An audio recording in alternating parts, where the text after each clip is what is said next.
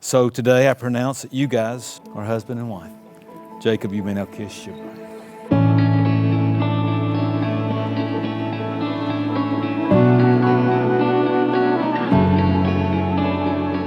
You love well, your laugh is infectious, you're the best person to have watching a good movie. It's always funnier when Brooke's around because she thinks everything's funny. Jacob, what kind of drew me to Jacob all along was the fact that he had this zeal, he had this longing for the presence of the Lord, a lot different than most young people his age.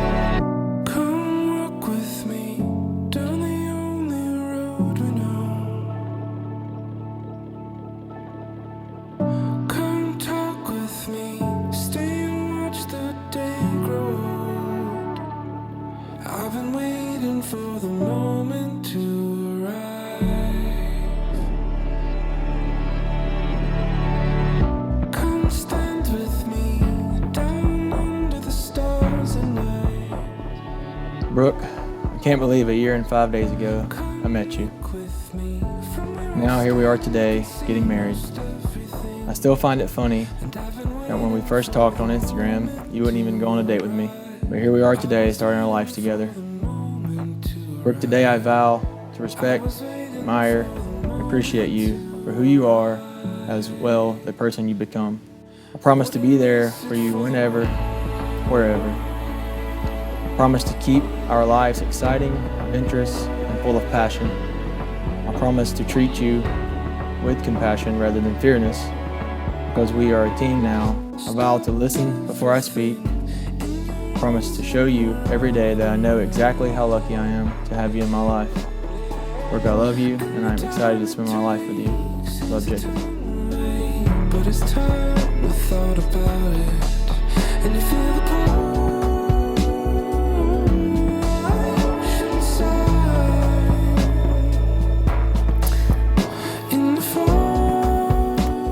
Jacob, since the day that you walked into my life, it has been the most amazing blessing that the Lord has ever given to me.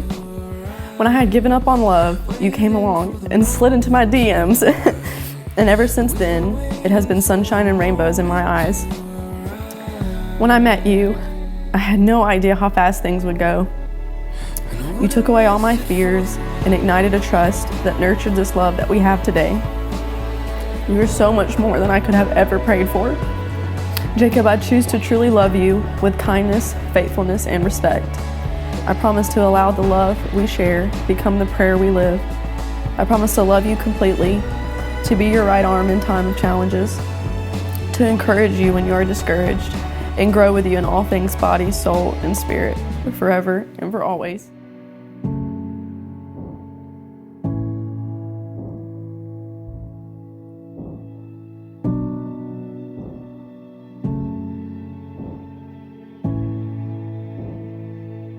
I was waiting for the moment to. Brooke, I just want to tell you that you've been the child that we've desired. When we first got married, we longed for a child that would be good, be godly, love the Lord, and you've been that child. But most importantly, the thing that I find the greatest quality in you is your love for everyone, your love for us because of your love for Jesus Christ. I've told you many times that a father desires his children to be better than him, and you're better than me. And I love you.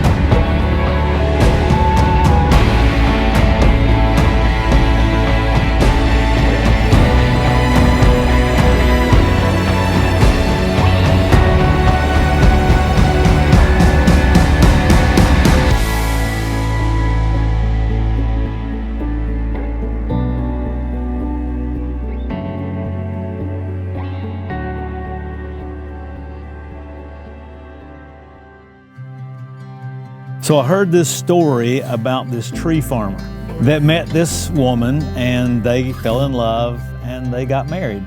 And so they were driving one day down the road, 40 years of marriage after they've been married. They were driving down the road in their single cab pickup truck.